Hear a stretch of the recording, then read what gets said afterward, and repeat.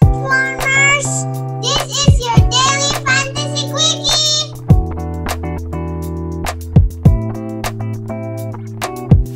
Alright, Commissioner Eric, meron tayong mga recruits to intro our daily fantasy quickie today. So, hopefully, nagustuhan niyo yun, guys. Nag-insist sila eh. Gusto nila eh. So, pinagbigyan na lang natin. Mga future managers yan. Okay yun. Girl managers. Oo, kasi konti bihira lang may babae na naglalaro ng NBA fantasy, diba? So, maganda yan. Tuturuan natin while they're in. Alright! Ano tayo? FBW once again. This is January 5 and we are on the first day of week number 3. So, feel-good players natin. First, Jason Tatum. Yun. Yan ang gumawa rin. Actually, yesterday gumawa din eh. Back-to-back games. Yan ang hinihintay ko eh. Kasi most of my teams, alam mo naman, alam ni JJT. Si Tatum talaga hawak ko. Favorite. Oo, pero start of the season, medyo nalulungkot ako kasi parang nasa sapawan siya ni Jaylen Brown eh. Diba? Mas mainit si Brown eh. Pero at least lately, parang bumabalik na yung ano niya. Panood ko yung game yesterday. Actually, frustrating yung yesterday eh. Kasi nakasingit pa nung ilang blocks kahapon eh. In the last 30 seconds eh. Pero siya yung nagpa-facilitate eh. So, I think malaki yung magiging goal niya. Especially si wala Tatum had 2 blocks din kanina. Yeah, 2 blocks also kanina. Hindi, pero yung yesterday, grabe, 2 blocks in 30 seconds. Eh, kalaban ko si Tatum. Talo ko by 2 blocks. So, parang sobrang frustrating. Although, ang sabi, di ba, before the season, 6'10 na raw si Tatum. So, itong blocks niya, yung rebounds, I think, parang kaya naman eh. Kasi full-time power forward na nilalaro niya minsan. Actually, yung maganda ngayon kay Tatum, yes, assist. Yung assist niya sobrang tumaas. Ang problem, field goal niya sobrang bumaba. So, yun ang crucial eh. Kasi yung shot selection niya sobrang pangit eh. Hindi, pero if you watch his game, pangit ang shot selection niya. He's trying to be hardened, step back na hindi naman accurate. So, kung mabawasan niya yon, hopefully. Pero do you think magsisisi ako I traded Jason Tatum for Cat? Kailan mo trade? Hindi yung draft day. I mean the draft. Depende how long Cat will be out. Pero kung Cat will be out 2 more weeks, parang overall value nila this season might be equal na. Kung worried pa ako with Wolves kasi ang bulok ng Wolves eh. Hindi. Plus yung si Cat kasi 3 weeks, kung 3 weeks siya mawawala, parang makakahabol na yung value ni Tatum.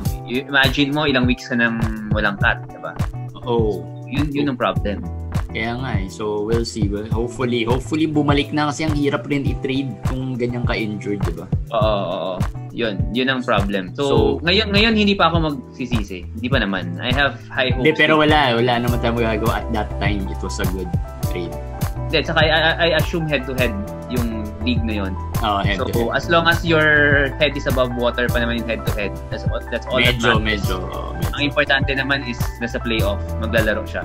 Yun lang. So, yun. Hopefully. Alright, next is from the Toronto Raptors, Fred VanVleet. I think ito yung isang reason kung bakit si Kyle Lowry was dropping during the drafts. Feeling ko lang it was because VanVleet signed max contract ba siya? Halos max, yes. Yun, halos max contract. So marami din siguro nakaisip na baka VanVleet will play most of the minutes plus si Lowry would get rest kasi syempre matanda na. So VanVleet today 8 3 points ba?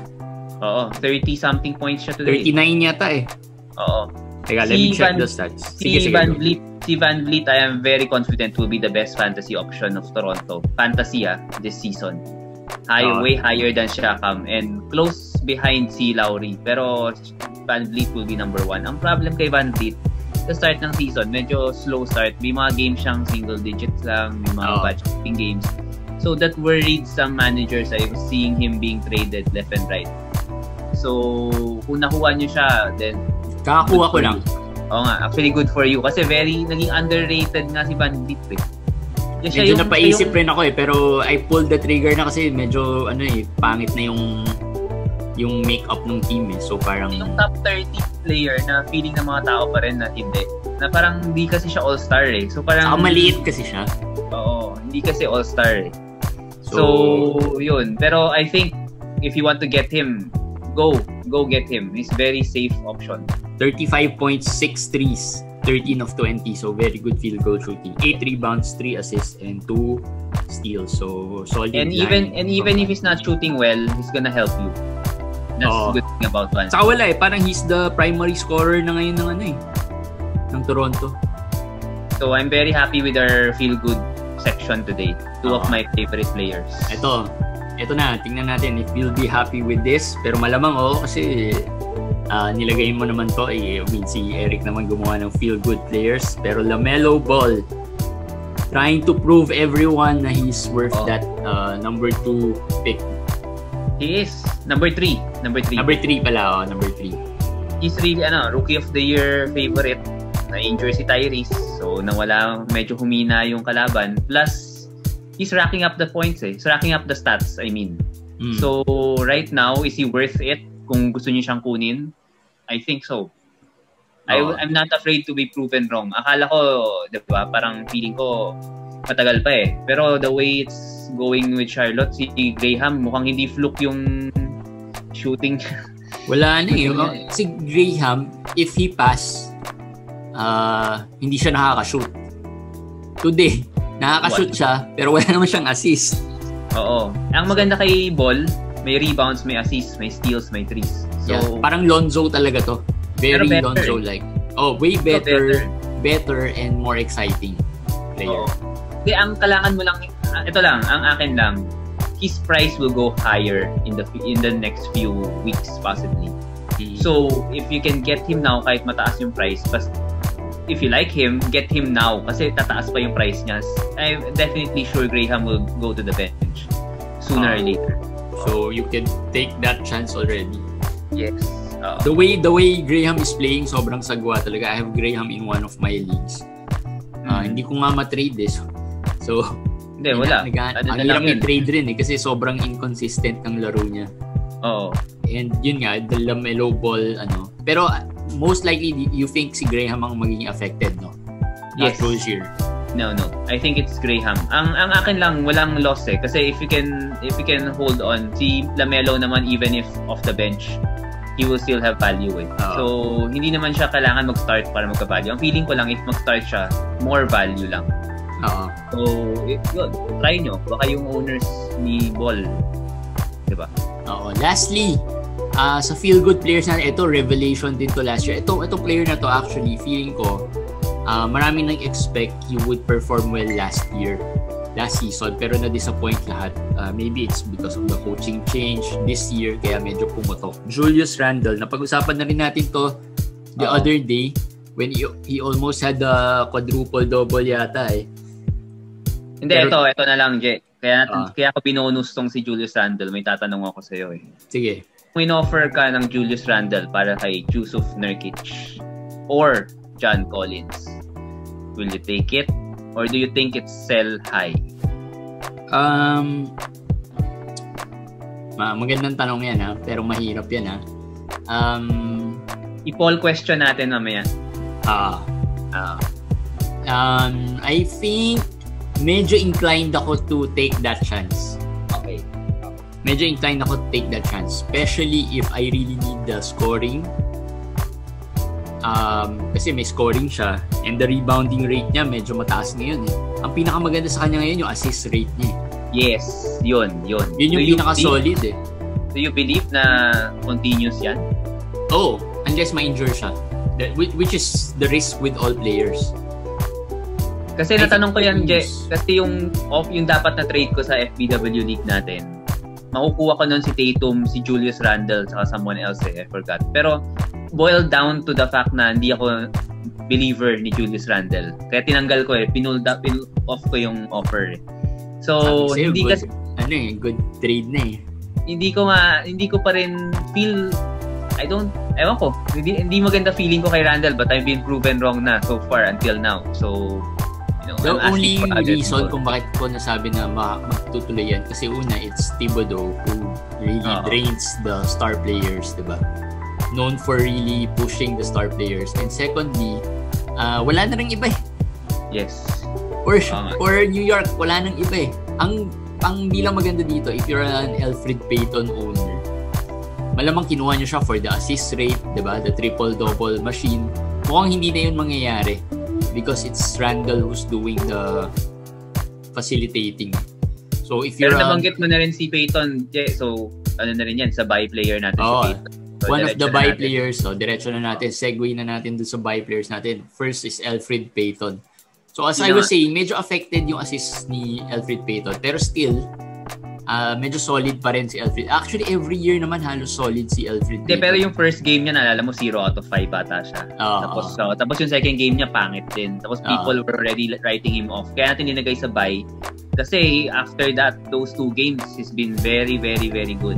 I think kung hindi lang na-injure si Quickly, marami na nag-drop kay Elfrid Payton.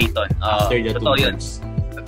Na-injure kasi si Quickly eh. So, syempre, maraming high on Quickly. Ngayon, ina-add na nga si Quickly after playing just 15 minutes eh, di ba?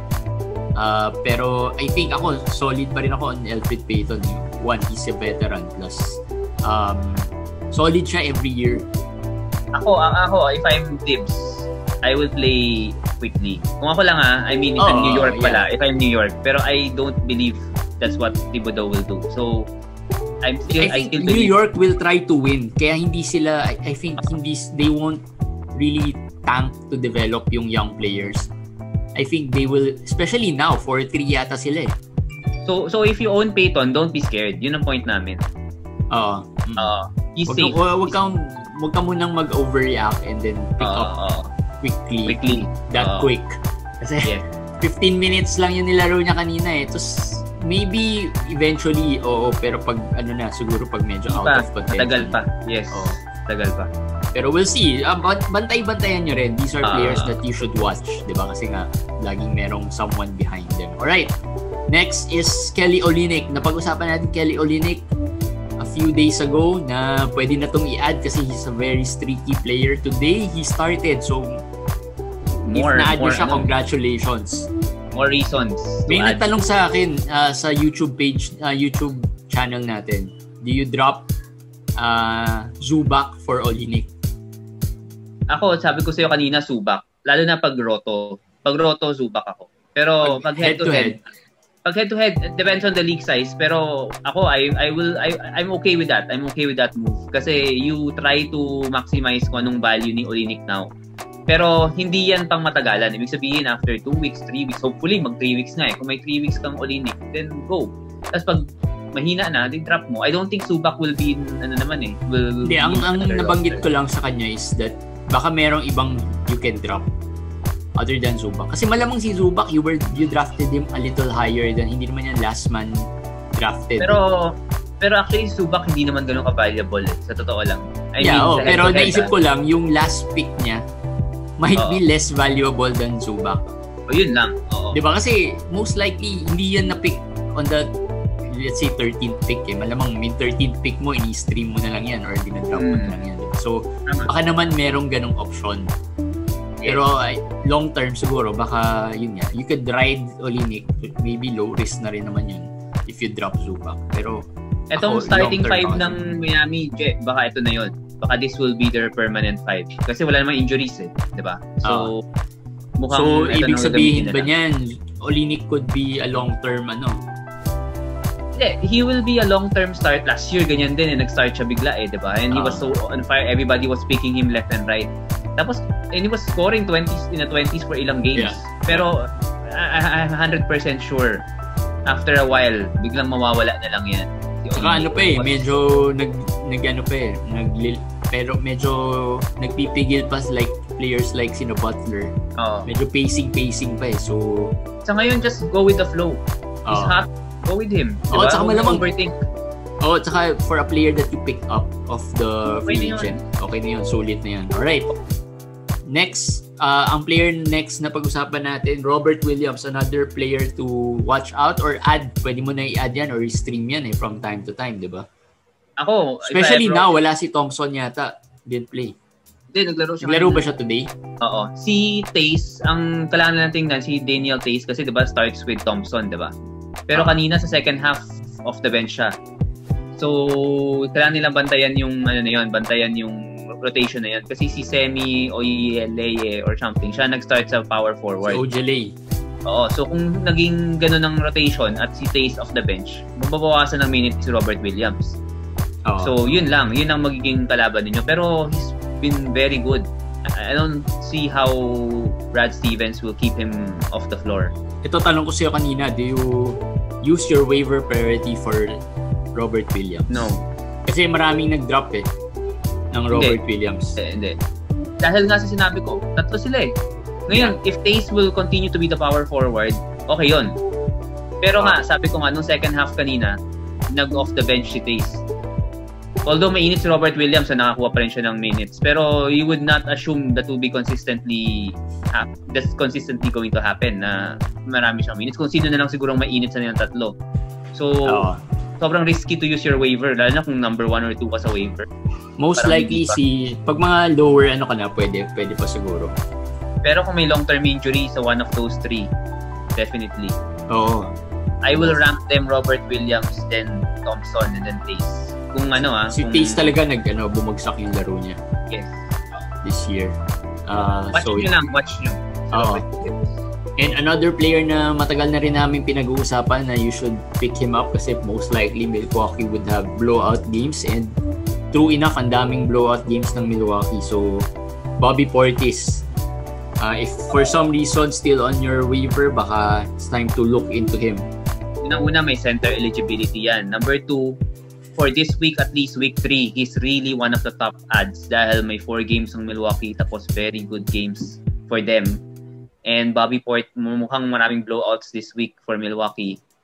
And so, Bobby Portis will be used. At si Brook Lopez has not been doing much. So, every reason to pick him up. One of the picks of the week for me. Yun, solid. So, those 4 players, sabay, Kelly Olynyk, Robert Williams, Bobby Portis, and Elfrid Payton. Ngayon, ang hirap to end the quickie on a sad note or medyo malungkot na note but having said that, ang worrying players natin for today, since nandun na rin tayo kay Bobby Portis, Brook Lopez, simulan na natin doon. Yun. Si Brook Lopez, I own Brook Lopez in siguro mga 2 or 3 leagues. Pero alam mo, si Brook Lopez top 100 pa rin rank niya ngayon. Alam mo bakit? Kasi wala siyang turnover masyado. Tsaka yung... hindi naman masama yung field goal niya sobra. Kasi actually this year masama 45%. Pero for a center, it's not siguro for a center, yes, kasi he shoots the threes. Yes. Pero siguro compared to other players. Pero ang hirap kasi, kaya siya mataas ang ranking is because of threes and blocks, which is very valuable in fantasy. Pero even that, yung blocks niya is 1.3 a game na lang. So parang feeling ko is slowly becoming Ibaka. Nawawala na yung blocks niya. So kung ako sa inyo, wag niyo na hintayin yung time na talagang bumabala na. Oo. So kung meron siyang big game, kasi sigurado yan Last year, may 6 block, 7 block game. Kung gumawa siya ng ganung game, try niyo na Sell na. Wait for that game. There will be that game that will come. For sure, meron yan. Alright, Brook Lopez. Ito, Delon Wright. Yan, ikaw na magkano yan. Bench si Delon Wright. Actually, hindi ko na masyadong napansin. Pero, Derrick Rose is getting lots of minutes. Hindi, ito, di ba? Sleeper ng lahat ng experts sa mundo Naniwala tayo kasi... Actually, he started well Wala talagang every year always disappoints us Well, always disappoints me.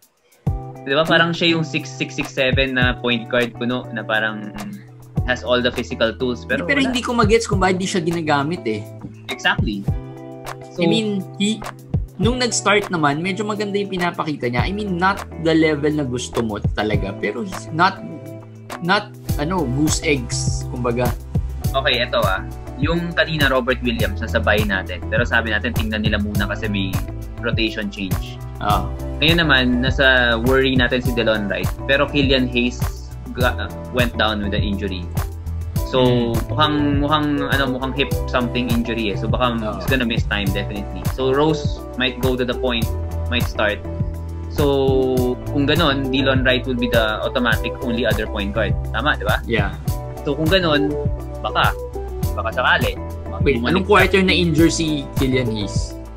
Nung huli na eh. Nung pahuli na. Kasi, Delon Wright played just 9 minutes eh.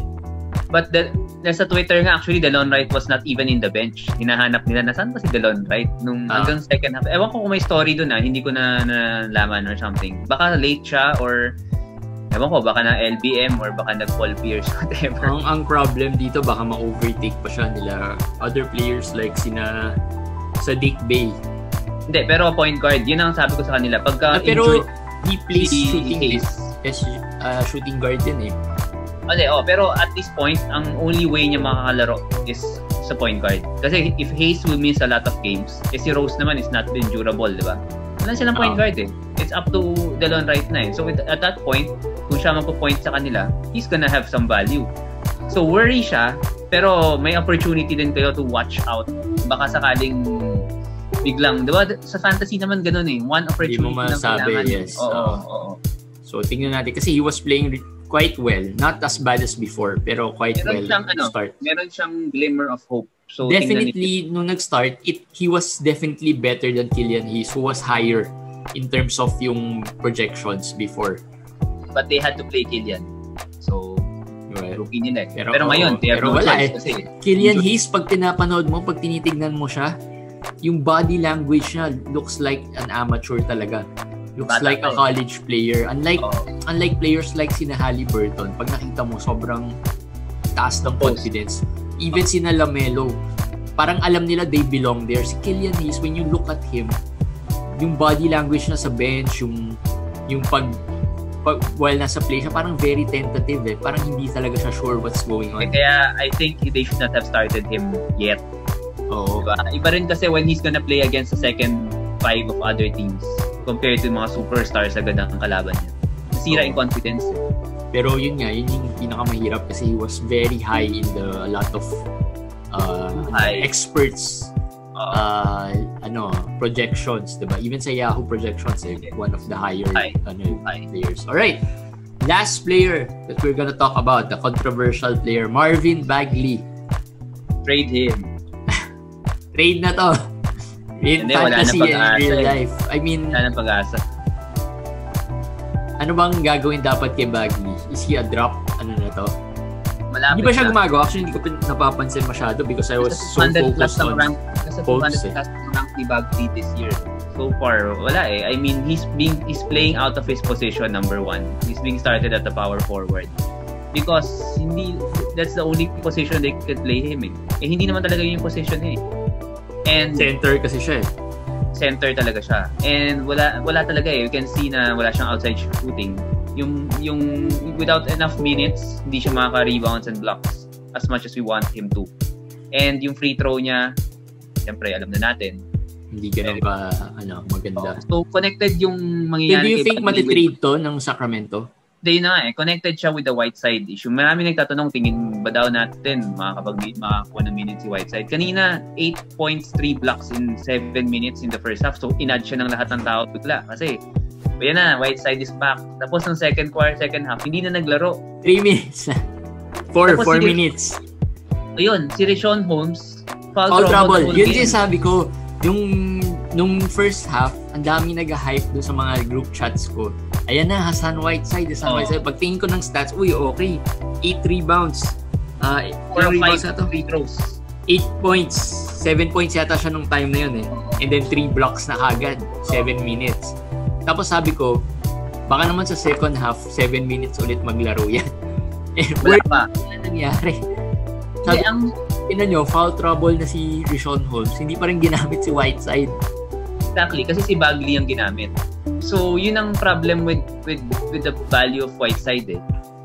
Ang tanong dito is, do the Kings want to trade Bagley? I think even if they want to trade Bagley, they will play Bagley para tumaas yung value ni Bagley. Yes. Diba? So, anong incentive ng Sacramento to play Whiteside? Wala. Pero hindi ko alam kung tama yung pagkakaalala ko, but even before, naging issue na to kay si Bagley because of yung dad yata niya eh. Parang he was being, yung dad niya, even before, not just yung, I think time pa to ni Yorger. Yes, kasi hindi rin siya nilalaro eh, di ba? Yes, oo. Sina Batch wanted to play Bagley. Oo. Pero the coach didn't want to play Bagley. Di ba naalala mo, si Dave Yorger did well as a coach ng Sacramento.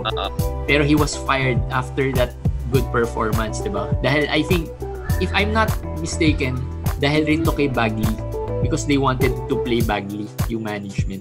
I think right now, Luke Walton has no choice. Hindi niya pwede i-bench si Bagley. Yun lang nakikita ko. Number 2 pick, you pick him over Luka. So, syempre, you have to save a little bit of face and value. Hindi ka pwedeng mawala na lang totally yung number 2 pick mo. So, parang total loss eh. So, at this point, they have to play Bagley. And that is bad for Whiteside. But, again, if Whiteside at least gets 15 minutes, he should be in rosters. Sinabi namin i-drop nyo siya dahil totally nawala na siya sa rotation for the past game or 2. Pero kung makakuha siya ng at least 15 minutes, worth it pa rin naman na hold nyo spot. Lalo na if yung minutes niya is trending up. Kasi pwede mag-start at 15 minutes then later on they start to ramp up yung minutes niya. Yes. Kasi parang I don't see any sense on why Sacramento will sign Whiteside just to play him 11 minutes. Pero minimum contract lang naman eh. Kaya kailangan niya, sabi ko tingnan mo yung contract niya. Minimum contract kung, 'di ba, walang loss sa Sacramento eh. Sabagay. May injury si Holmes, may injury si Bagley, may dalawang center pa rin silang maayos. Yeah. I think that's the thinking eh. Parang handcuff player nila si Whiteside. Yun. Handcuff player. Ako, some people parang have fantasy ginawa eh. Hindi, kasi some people have advised me, do you have Holmes? If you have Holmes, go get Whiteside. Kasi no loss sa'yo eh, diba? May Holmes ka, Whiteside ka, ano man mangyari? Panalo ka. Unless it's killing your fantasy team.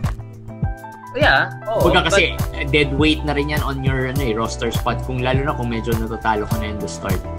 Pero kung important sa'yo yung position na yun, you should handcuff your, if it's really important, like player yung nabibigay niyang stats like blocks, important sa team, mag-handcuff ka. Diba? Like what we said yesterday with Luka and Brunson. Ganun yun ang feeling ko. Yun.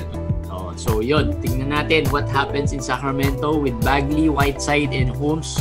Hopefully, ma-sort out nila yan para malaman natin what we would do. If you're a Bagley owner, I think if you're a Bagley owner, you should hope na ma-trade na siya. I think change would be good for a player like Bagley. Baka pag nalipat siya sa other teams, yung system niya mas fit. Yung system nila mas fit sa kanya. Pero I'm not optimistic. Whether traded.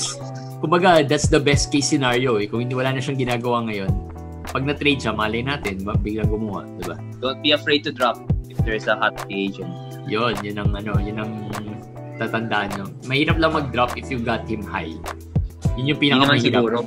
Hindi naman siguro. Sana naman. Pero siguro at this point, pag frustrated, baka Nurkic nga, baka ma-drop ko na eh. Hindi, wag naman. Hindi pwede yung mga ganun. Hindi naman. Wala pa tayo doon. LaMarcus nga, malapit na eh. May IL naman eh. Nasa IL naman siya. Okay lang. So, yun. Alright guys, that's our quickie for today. I think sarap na naman. We're trying to limit quickies to mga 20 minutes lang eh. I'm not sure if you like watching us for 30 minutes just talking about these things eh. Pero if you do like them, comment kayo sa comment section sa YouTube para alam namin na okay lang sa inyo, kasi we're trying to limit to mga 20 minutes pero minsan ang sarap ng kwentuhan eh, kaya parang napapatuloy-tuloy. Ewan ko ngayon kung how many minutes did we do that. Pero yun, that's it guys for our quickie. We'll see you again tomorrow. We do quickies every day. So everyday na update tayo, na pag-uusapan natin about NBA fantasy. Hindi tayo nagsasawa. And of course, I've seen some comments na nakakatulong naman yung quickie. So thank you for your support and thank you for watching. Alright, see you again tomorrow. See you tomorrow, Com. Yes. Alright, bye guys.